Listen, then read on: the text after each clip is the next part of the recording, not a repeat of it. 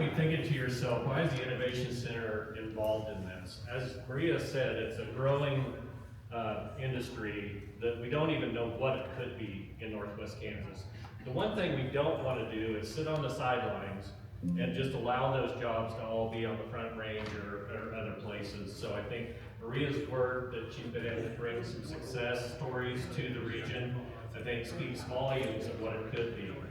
This stuff can bolt right on to Fort Hayes' cybersecurity. Fort Hayes has one of the best cybersecurity programs in the state of Kansas. And Ben Shears is here from Fort Hayes, so we're excited that this stuff bolts right on to their curriculum, and if they want to move on and do more in depth, they sure can. So those are some of the reasons we're in this, is to look at the industry, not just look at what we have currently. So anyway, I want to back up a little bit and introduce some really special people. I left my glasses. I'm probably going to do that all day, so I apologize for that.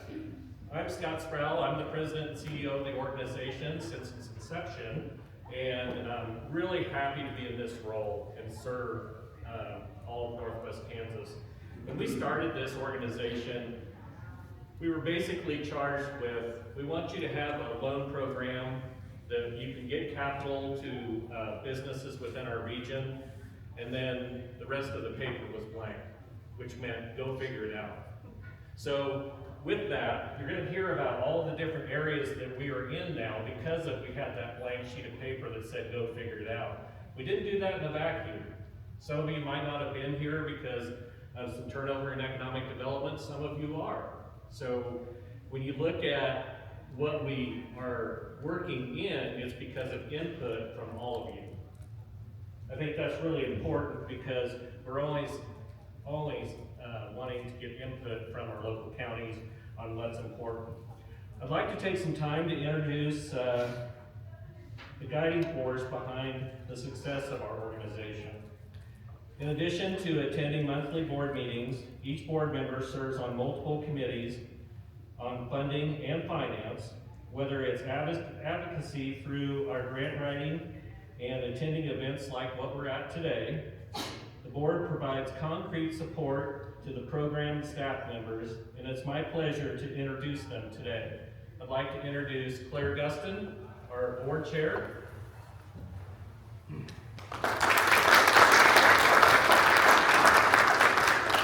Mike Clausen from Norton. Eric Brown from Salina.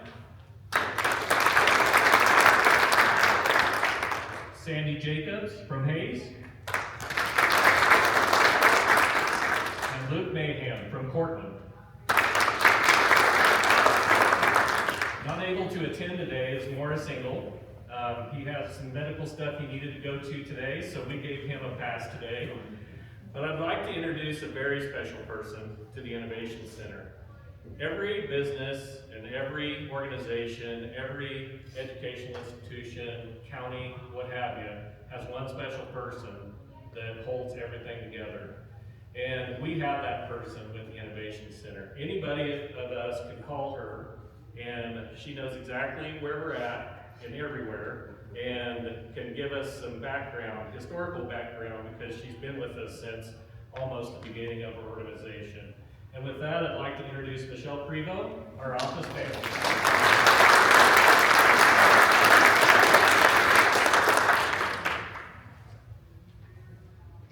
With that, we are going to go right into childcare. And Ms. Dana Stanton has served the Innovation Center Program Specialist since 2022. She's brought over 30 years of experience in early childhood programming, grant writing, communication, and nonprofit skills that she's learned in various organizations. She's a KDHE approved child care professional development speaker and a trained TOPS and strategic doing facilitator. A native of Northwest Oklahoma, Alva, Stanton received her undergraduate degree in business from Northern Oklahoma State University. In 2024, she was named the university's outstanding humanitarian graduate Dana has represented the region of child care and made conversations all over the region with her initiatives. Let's welcome Dana and allow her to tell us about child care in Northwest Kansas. I always think you're taking your life in your own hands when you give me a microphone, because I like to talk in front of people, and I really like to talk to people about child care. If you have ever needed child care to go to work, raise your hand. A lot of us have. Without that, you can't go to work. So today I'm going to tell you a little bit about our program. First of all, this tells who I am. Scott gave me a wonderful introduction, but when you think about my job, I do two things. The first thing I do is I provide direct services to child care providers. We want to do things that, one, makes it easier for them to stay as child care providers. We also want to offer services to them that helps their budget. If they don't have to pay for professional development, they keep that money in their pocket and might stay in child care. And then on the other side, we do lots of work with communities to help them address their child care needs. And here in a little bit, I'm going to bring up one of my friends, but not quite, and we're going to learn more about that. But I do want to give you an overview, especially to this group, because child care is kind of hard. It's regulated by the state. You don't know where to start. It's kind of a big, scary, I don't know what's going on thing. So we help communities address child care needs. The first thing we will do is, we have Speakers Bureau. If you want me to come to your community, to the Lions Club or the Rotaries or the Optimist, and you want to hear about child care in the region or in your specific community, I would love to come and talk to you about that. When I do that, I'm going to tell your community, these are the statistics for child care in your community, so you have an idea of what you're dealing with locally. I'm also going to tell you about programs that are available. I can talk to you about ways businesses and communities can support child care. So if you want me to come talk, give me a holler. Child Care Coalition Services. I mentioned it's sometimes hard for communities to decide what to do about child care. And even bigger than that is who should do something about child care. There's this general feeling, and you've heard of, oh, I heard so-and-so couldn't find child care, so she didn't go back to work. We hear about it, but we don't know what to do about it. So what's been happening a lot in Northwest Kansas is something called a Child Care Coalition, which loosely speaking is a group of people in a community, maybe most of the time not child care people, who've decided we're going to do something about child care. And a lot of times it's helpful for someone who's been through that process to come and kind of help them along the way. Here in Northwest Kansas, I think we have 17 official child care coalitions where that's all they do is work together. Once again, all of these people, all these coalitions are volunteers. They're not paid staff. So what's nice is if they have a question, they can call me and I can find out. A lot of times I don't know the answer, but it's my job to find out whatever needs to happen there. When we have these child care coalition services, it's kind of a full range of services. If you want to have community meetings, we'll facilitate those meetings. We'll give you the promotional materials so you can advertise those types of things. Lots of work with child care coalitions. Have to get a drink of Diet Dr. Pepper.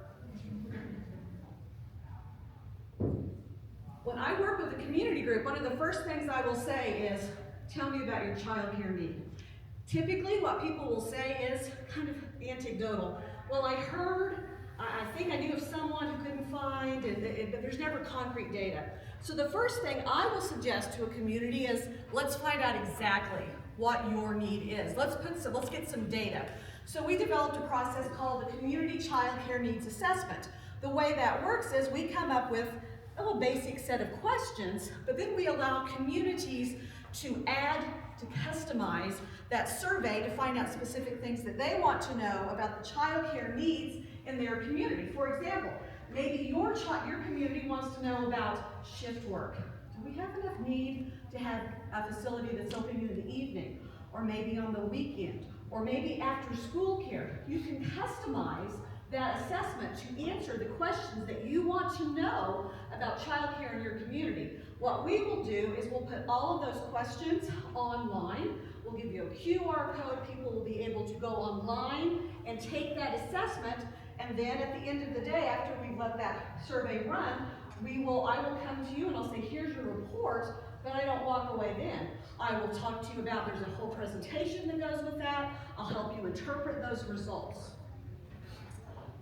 Some of the things, the basic thing that we do with those needs assessments is to determine need. We really want to know, if you're thinking about writing a grant for a child care facility, you need to know how many kiddos are going to be in that child care facility. So we're counting numbers. We want to walk away with this needs assessment with a solid number. It also includes non-survey data. I will look up the number of, I'll do a graph about the live birth rate in your community. Is it getting larger? Is it dropping off? I'll include information about your school enrollment. All of this will be part of that so you get a good picture and you understand what the needs are in your community. We will also give you, it's on this next one, nope, not. I just won't leave you with that survey. I will if you want me to, but I'll also help you craft a path forward. This is what the survey said. This looks like your need. The appropriate responses would be this whole variety of things. And it's my job to help you figure that out. A lot of times, when it comes to childcare, there's some cost involved. We're gonna build something new. We're gonna renovate something new, something like that. And almost always we start talking about grants. Typically, these organizations, these childcare coalitions that form, they are all volunteers. Some of them might not be grant writers, some of them might be. But most of them have full-time jobs. So one of the things we will do, if it is a child care related project for one of our 26 counties, you have the opportunity to utilize our child care grant writing services. I will write those grants. We have 2 contractual grant writers. Where's Lisa Sexton? She is another, give her a round of applause. Dawn is another one. So if you have that need, we will write that grant for you. I always joke we wrote a grant to get the funding for the grant writers, which is awesome. I love that. Since we started this in 2023 through our grant writing services, we have brought $6.7 million to Northwest Kansas child care projects, which is awesome. I will say about grants, when I first started my job, there was a ton. And we were writing grants right and left. There's not as many. There's not as many as there used to be. In fact, they're getting a little few and far between. The Hansen Foundation still generously supporting child care, the Patterson Family Foundation. There's other ones, but there's qualifications that not everybody is going to qualify for. So grant writing services. We also do a lot for those providers that are already out there, a lot of appreciation events. I would say, generally speaking, our providers don't get paid enough, so we at least once a year try to do something where we tell them we do appreciate what you do. On your table is a little flyer. And what we do with this, you scan the code and it gives you the opportunity to write a thank you note to a provider. Maybe you don't have children in childcare, but as an economic development director, as any kind of professional, you could have a note that says, I appreciate the child care providers in Graham County, and submit that. We always want to have submissions from all of the counties. And I will tell you, when we make a big video from it, when we play that, we get tears from our providers. I think they forget how important they are. And if we take just a second to give them a thank you, that's important. This is a big thing that's coming that I want to spend a little time about. In smaller communities, it's sometimes difficult. When you think about childcare, the first thing is, let's build a big childcare center. And a childcare center, specific license, and you have to have more than 13 children. But a center requires at least 12 staff members. It could require 18 staff members. Some of our communities do not have the workforce to find 12 staff members, 18 staff members. So what we have found is sometimes it's easier, it's cheaper, it's quicker to encourage a home-based childcare provider. And in our part of the world, 92% of childcare happens in somebody's home. We know who they are. Miss Lucy, Miss Andrea, they've been doing it for years. So let's help these new people do the same thing. So through this, this project that we have, it's funded by the Patterson Family Foundation, we will be creating 15 home-based childcare providers in Northwest Kansas. Those providers are going to get a $5,000 startup grant, but because we're the Innovation Center, we want to go a step farther. A lot of times, childcare providers, they're good at taking care of kids, but they might not understand about a budget, about financial projections, on the business end of their business.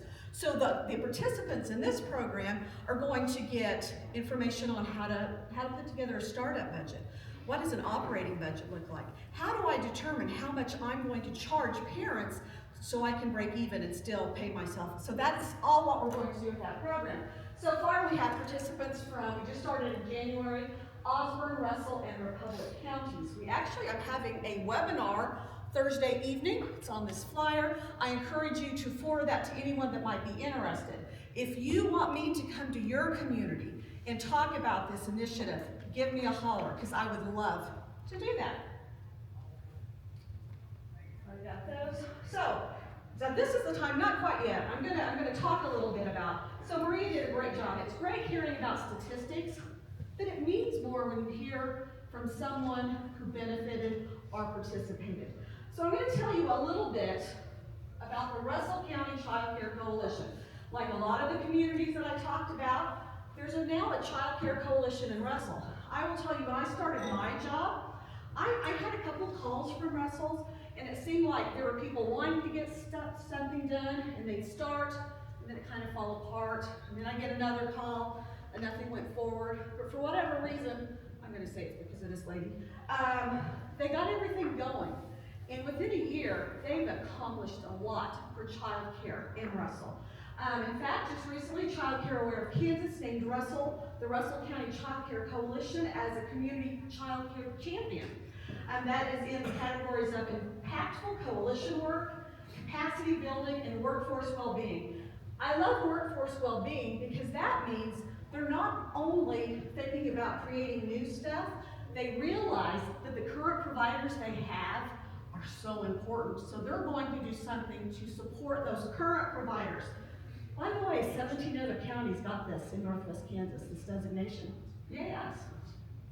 So the Russell Child Care Coalition, this is where I'm going to ask my friend Melinda Olson to come on up. She probably doesn't know what. I get her to all sorts of stuff. Melinda is the coalition chair. And I can be helpful to your Child Care Coalition, but I know that it still takes someone locally to spearhead. I can be helpful, and whether it's a Melinda or a Delinda or a Jessica, there's always someone locally. When things happen, you have to have that local person, and Melinda Olson has been that person. So we're gonna have, I'm thinking like old school Donahue. We'll sit up here and have a conversation. Maybe Sally Jesse Raphael. That might have dated me. I don't know. So we're going to talk about some of the things. So, I do want to brag about. So these are some of the accomplishments that the Russell Child Care Coalition has accomplished. And this is just about a year. They established their own nonprofit. They became a 501c3, which allows them to apply for grants. They have very regular and very well-orchestrated coalition meetings. They already have multiple initiatives to support current providers. They have, Melinda's been in charge of a lot of this, raised through grant funding and local donations, $146,000 for the project. This wasn't an easy thing. We had a successful zoning application for our new facility that we developed. They were able to purchase a property, a home in Russell. They are currently making a few modifications to it to meet the fire marshal regulations. And soon that will be open. Through that facility, they will add up to 12 slots. In addition to that, they're collaborating with a local church that plans to add a facility that will add 20 more slots. That is a lot for those ladies that they've all worked together in Russell. So first of all, a round of applause. So now I'll get back up on my perch. So Miss Melinda Olson, everybody. So my first question is, What prompted you, you're not an early childhood educator or anything like that, what prompted you to say, I want to do something about childcare? Well, I'm a lifer, as I call myself, in Russell County. I was born there, I'll die there.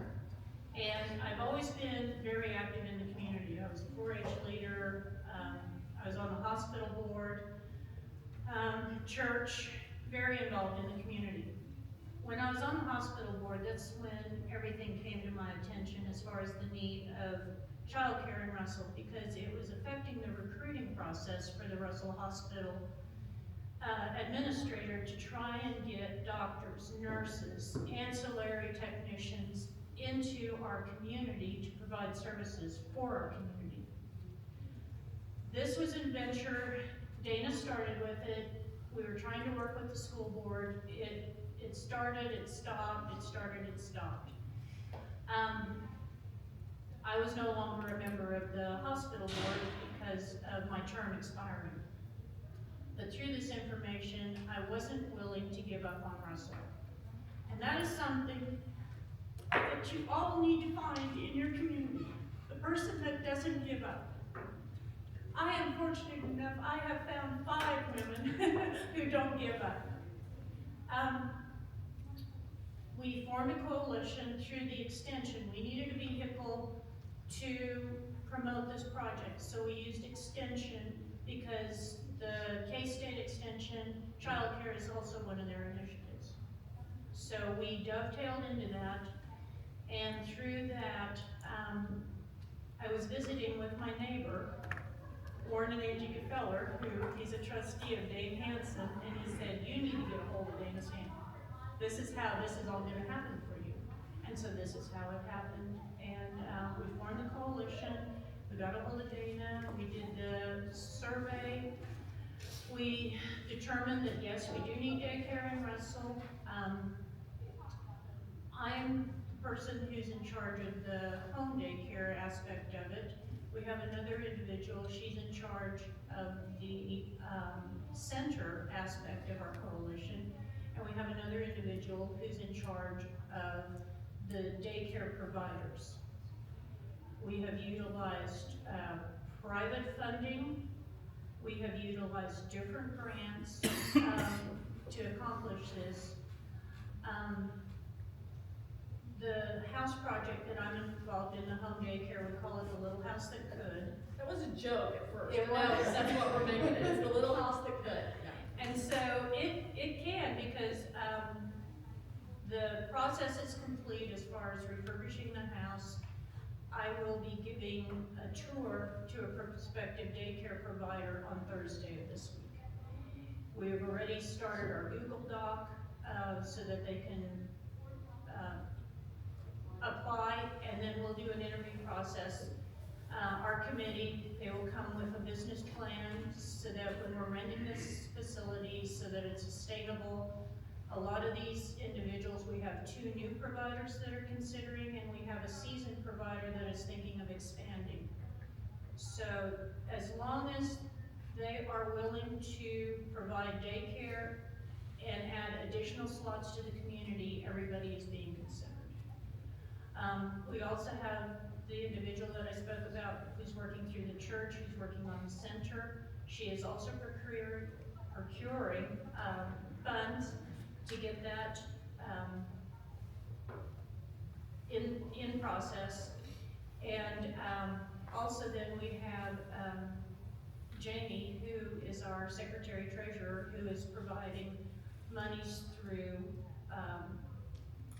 EcoDevo has been of assistance in our community for providing funds. We've used Thrivent, who has provided grants. We did a pizza party for the providers in Russell. We have done sensory gifts that Dana helped us with that we're providing to the daycare providers.